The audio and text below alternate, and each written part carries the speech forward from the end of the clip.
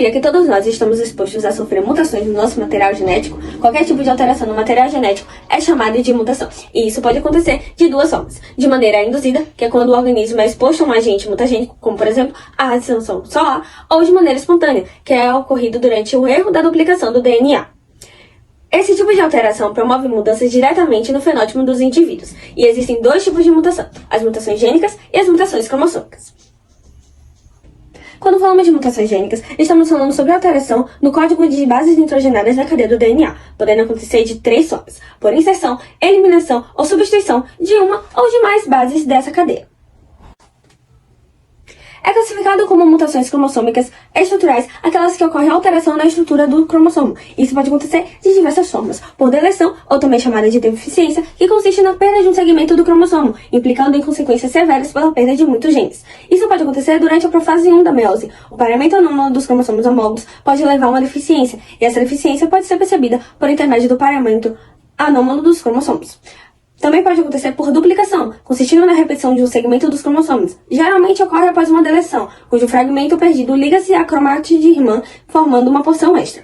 Por translocação, quando ocorre a troca de pedaços entre cromossomos não homólogos, ou também por inversões, quando um segmento do cromossomo, após rompido, sofre uma rotação e em seguida se une novamente. Desse tipo, nenhum gene é perdido, entretanto, a sua ordem é afetada, levando um gene de uma região ativa para uma região inativa e vice-versa.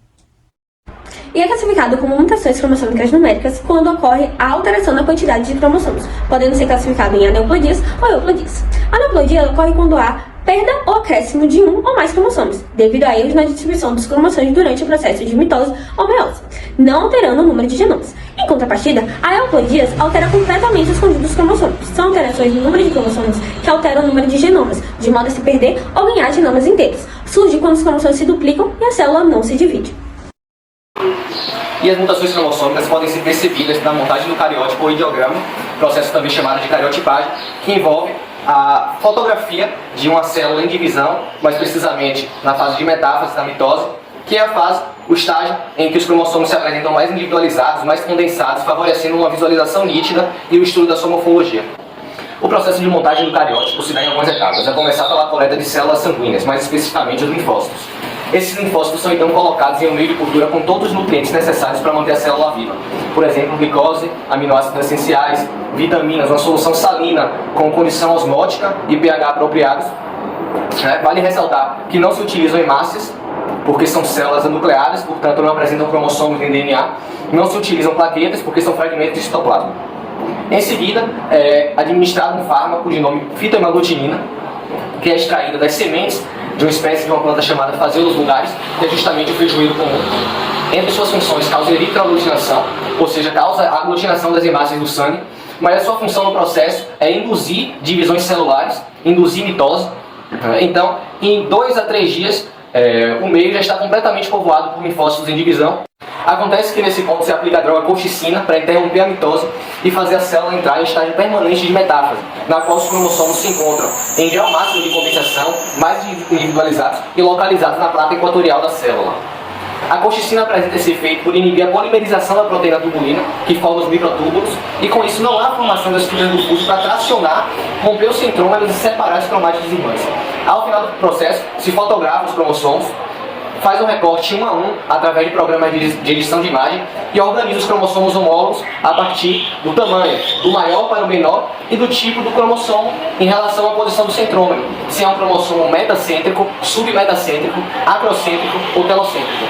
É importante dizer que na espécie humana não se apresenta cromossomos telocêntricos. Tem testes diagnósticos que podem detectar certas condições ainda em fase de gestação. Por exemplo, utilizando a técnica de amniocentese, que envolve a coleta do líquido amniótico diretamente do útero das gestantes. Esse líquido amniótico possui células derivadas do corpo do embrião que podem ser utilizadas para fazer a montagem do cariótipo e, através dessa montagem, diagnosticar algumas síndromes, por exemplo. É um processo que é muito invasivo, como se pode ver na imagem, e em alguns casos, quando há detecção de anomalias graves, alguns países autorizam o aborto clínico. Digamos que houve a cariotipagem de um indivíduo e esse foi o resultado. Então é possível observar que essa pessoa apresenta a trissomia do cromossomo 21, portanto ele é portador da síndrome de Down. Face em lua cheia. Prega transversal contínua na palma da mão. macroglossia e língua fissurada, inflamação das pálpebras, hipotonia ou flacidez muscular. Antigamente, quando não se havia muito conhecimento, a síndrome de Down era conhecida como mongolismo, nomeada pelo médico John Langdon Down, por observar características distintas em pessoas com deficiência mental. Foi somente no ano de 1958 que o geneticista francês Jérôme Lejeune desvenda a verdadeira causa dessa condição. A alteração genética causada pelo erro de distribuição do cromossomo, que faz com que ocorra o acréscimo do material genético no cromossomo 21. A partir de então, é conhecida a síndrome de Down, ou trissomia 21. No Brasil, estima-se que existem 300 mil portadores, com 8 mil novos casos a cada ano. Para explicar melhor sobre essa síndrome e como ela está presente nos dias de hoje, convido a especialista Mirelle. A síndrome de Down ou trissomia do cromossomo 21, ela é causada por um erro na divisão celular durante a divisão embrionária. E os indivíduos que possuem síndrome de Down, eles possuem características intelectuais e físicas específicas, como, por exemplo, comprometimento à fala, aprendizagem lenta, dificuldades motoras, a hipotonia, que é o tônus muscular responsável pela língua protusa, e vários outros problemas vocais que eles possuem também. E cerca de 50% das pessoas que têm a síndrome de Down, eles são cardiopatas, e além disso, eles também possuem os olhos oblíquos, o rosto mais arredondado, as orelhas pequenas, as mãos menores com dedos mais curtos e a prega palmar única. Não existe tratamento para a síndrome de Down, até porque a síndrome de Down não é uma doença. Ela é uma condição permanente que não pode ser modificada. E assim como outras pessoas, os indivíduos também que têm a síndrome de Down, eles possuem diversas habilidades e dificuldades que podem ser reduzidas se as pessoas à sua volta tiverem uma atitude mais positiva em relação à síndrome. E então não se deve se dizer que uma pessoa ela sofre com a síndrome de Down, ela é acometida com a síndrome, mas sim pode-se falar mesmo que a pessoa nasceu com a síndrome porque ela tem a síndrome de Down. Foi então que fomos parar em Salvador, Bahia, e conhecemos a mãe do Uric, a Ilse Paixão.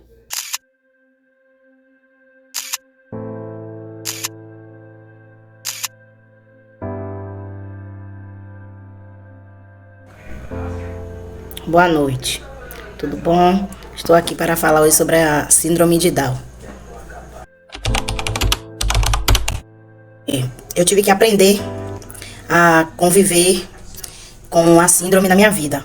Assim, preconceito, realmente rola muito preconceito, porque eles se limitam, eles não querem aprender sobre a própria deficiência que existe. E aí ficam assim, o tabu. Vai andar, vai falar, vai nascer com problemas, além da síndrome.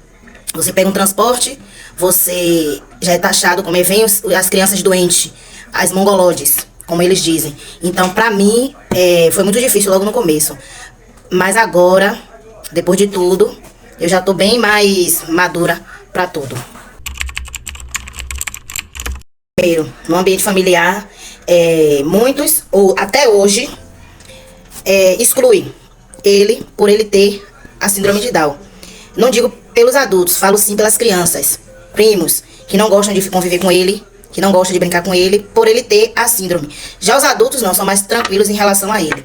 E na escola, graças a Deus, ele no começo também foi uma fase bem difícil, até ele se adaptar à escola. Mas hoje em dia ele já sabe chegar e sair da escola sem problema nenhum.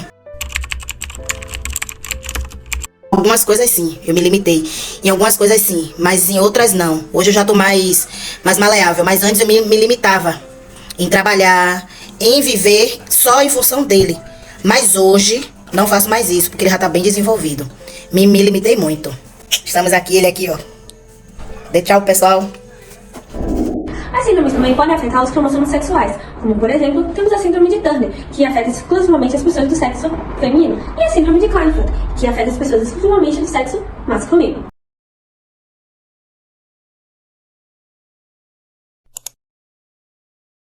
Baixa estatura, pescoço curto e largo, ovários e útero-atrofiados, esterilidade. Essas são as principais especificidades apresentadas pelas mulheres portadoras da síndrome de Turner, que atinge cerca de 16 mil pessoas no Brasil, de acordo com o IBGE. A síndrome de Turner caracteriza-se por ser uma anormalidade genética expressa através de uma monossomia, ou seja, a presença apenas de um cromossomo sexual, cujos portadores apresentam fenótipo feminino e características fenópticas peculiares. Esse estudo do cariótipo dessas portadoras da síndrome de Turner indica 45 cromossomos, onde há apenas um X, no que deveria ser um par de cromossomos sexuais XX. Diante disso, os portadores dessa síndrome, durante seu desenvolvimento sexual, submetem-se a tratamentos clínicos para amenizar as características físicas e psicológicas apresentadas por elas. Inclusive, a utilização do GH, o hormônio do crescimento, é um exemplo destes tratamentos. Essas aneuploidias costumam e podem ser diagnosticadas através da montagem do cariótipo ou pela análise do corpúsculo de Barr, ou cromatina sexual, que basicamente refere-se à inativação de um dos cromossomos sexuais da mulher, ou seja, de um X da mulher, que fica inativo e condensado como heterocromatina. Não há hipóteses verdadeiras que confirmem o porquê dessa inativação, mas há alguns palpites, como por exemplo a hipótese de Lyon, que diz que a inativação de um do cromossomo X da mulher acontece para evitar produção excessiva de substâncias codificadas por genes inibidores do cromossomo X, o que poderia ser prejudicial a ela em algum momento da vida. Como a mulher Turner não possui um dos cromossomos X, ela não pode inativar nenhum. Ou seja, não é possível identificar o corpúsculo de Barr em mulheres com síndrome de Turner. A síndrome de Klinefelter é uma condição genética caracterizada pela cópia extra do cromossomo X na genética sexual em indivíduos do sexo masculino, usualmente não sendo diagnosticada até a adolescência, durante a puberdade, devido à alteração do corpo por conta do cromossomo. A síndrome de Klinefelter está associada ao hipogonadismo, condição que leva ao pouco desenvolvimento de características sexuais secundárias, resultando em complicações na hora de produzir determinados hormônios, possuindo uma predominância estimada de 1 em cada 1.000 homens nascidos vivos e uma expectativa de vida essencialmente normal, necessitando apenas de acompanhamento médico regular.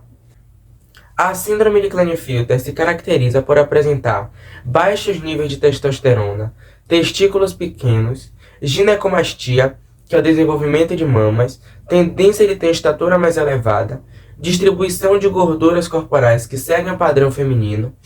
A inteligência não é afetada, porém dificuldades na fala e na leitura não são raras, e em sua maioria os indivíduos não produzem espermatozoides, sendo considerados inférteis. Porém, aqueles que produzem espermatozoides não são capazes de propagar essa mutação. A justificativa para a alteração do cromossomo é uma mutação genética que afeta o processo de meiose para a formação dos gametas masculinos. Durante a divisão celular que forma os espermatozoides, um erro pode ocorrer e levar à duplicação do cromossomo X. Esse erro pode ocorrer na formação do espermatozoide paterno ou durante a divisão celular que ocorre após a fertilização, não estando associada a fatores ambientais ou hábitos do pai ou da mãe. O diagnóstico é realizado pelo exame de cariótipo com banda G, pelo qual são analisados os cromossomos. Na síndrome de Klinefelter, são usualmente encontrados 47 cromossomos, ao invés dos 46 encontrados nos indivíduos normais.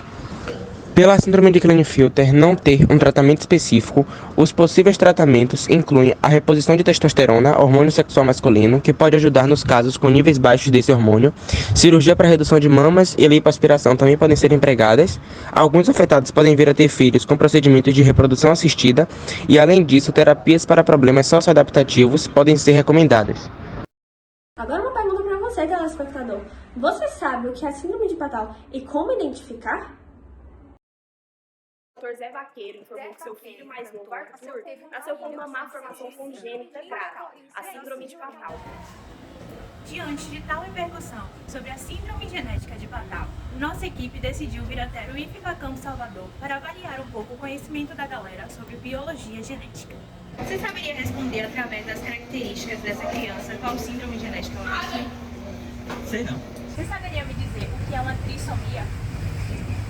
Não tem problema, deixa que a nossa especialista Maísa Chaves te ajuda. A síndrome de Patal é uma mutação causada por um cromossomo a mais, o cromossomo de número 13. Esse tipo de aneuplodia pode ser gerado através de um erro na divisão celular, na formação dos gametas, ou até por um mosaico, que é quando o embrião, com 46 cromossomos, pode ocorrer em alguma parte da sua divisão, um erro, e ele formar células com 46 cromossomos e até uma célula com 47 cromossomos. Algumas formas de diagnosticar essa síndrome, que pode ser feita tanto no pré-natal quanto no neonatal, é a ultrassonografia, os exames de sangue da mãe, a biópsia coriônicas e citogenética. E os principais sintomas físicos dessa síndrome pode ser o palato fendido, uma fenda labial, a presença de olhos bem pequenos ou então a ausência desses olhos, a presença de um ouvido pequeno, como a ausência desse membro, né? A microcefalia também pode ter. E também alguns outros sintomas que podem ser consequências dessa síndrome problemas no coração, a surdez facial, a deficiência mental e também pode causar doenças renais. Essa síndrome é dada por ser uma síndrome muito rara, porque uma a cada 5.000 crianças podem nascer com essa síndrome. E a expectativa de vida é baixíssima, porque 88% das pessoas sobrevivem até o primeiro mês, mas isso não anula os casos de crianças que sobreviveram até o 10º ano de vida, crianças que têm de 5 a 7 anos, que têm muitas ONGs de apoio para pais, e para essas crianças